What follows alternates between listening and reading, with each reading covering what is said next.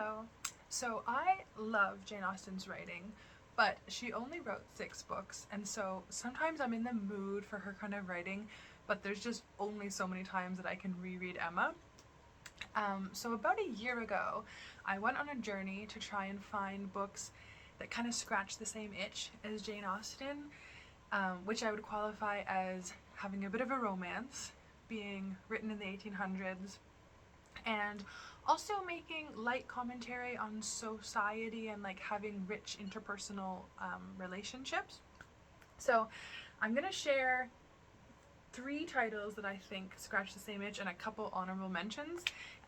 Maybe you'll find something here that you want to read, or also, if you are a Jane Austen fan, I would love if you shared your favorite books, and also if you found any screen adaptations or books that feel similar to you. Okay, so starting off very strong with North and South. I almost can't believe that I never read North and South before because it feels like such a me book. I really, really loved it.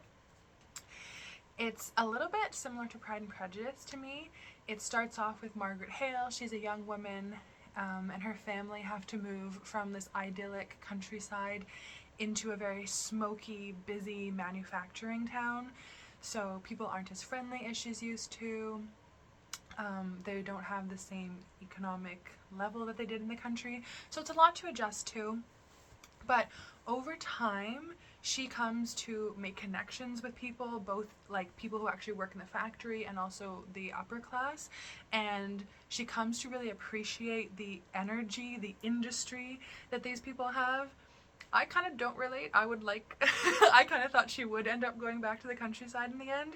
But I think it's a really, really beautiful story of the 2 main love interests really having to grow and expand their understanding of the world, because her love interest also is not the guy in the beginning that he is in the end.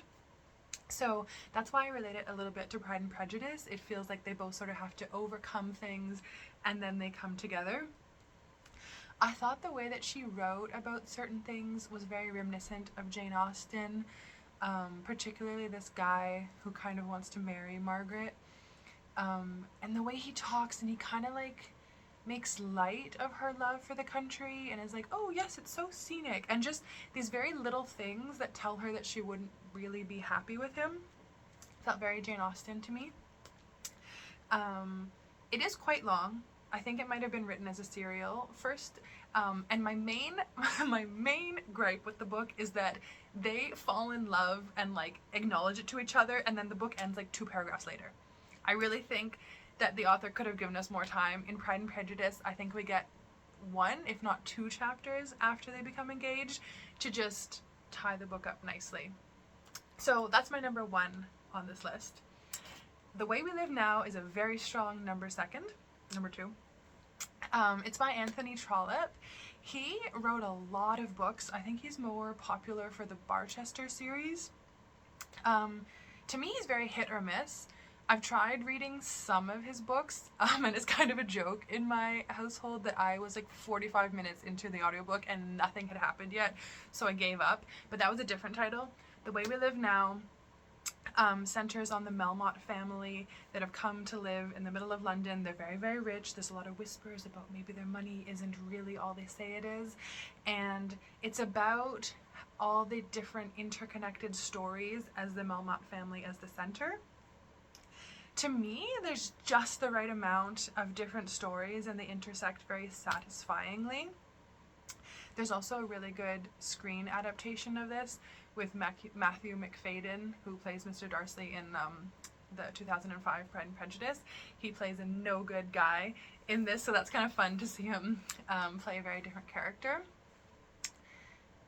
It has a little bit of the same problem as North and South in that it is very, very long, and I find that Mrs. Hurtle's character, she's a side character, and I find that her side story keeps being brought in when I'm like, I'm over this, let's move on with the story. Anyways, I think overall has a lot of likable characters and just the right amount of different side stories. It's also interesting, The Way We Live Now is said many times in the story, and it's really interesting that the characters you know, several centuries ago are reflecting on changing social norms, how women are allowed to flirt or not, because I think of, you know, our life is changing so fast in the past couple decades with technology and stuff, so it's quite interesting to see how they thought, how fast their world was changing. Wives and Daughters is also by Elizabeth Gaskell. That was the author of North and South.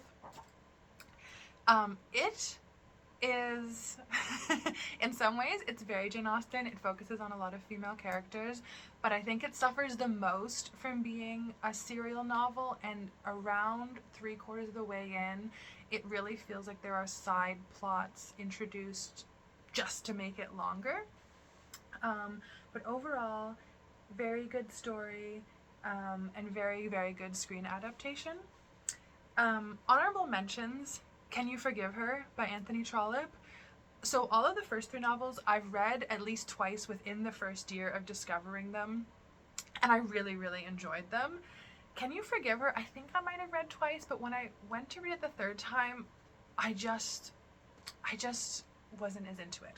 So I'm not going to list it up as high as the other ones. However, there is a very good screen adaptation. It's not the same story. It's part of the Pallisers series. You can find it for free on YouTube in very low quality. But it was good the first 2 times. And then A Room with a View. A Room with a View is from a very different time, but it did just feel a little bit similar in like the romance and the reflection on society. So yeah, those are the books that I've found so far. I would love to know what you think are similar to Jane Austen, and if you do decide to try any of these, please do comment and let me know. All right, take care.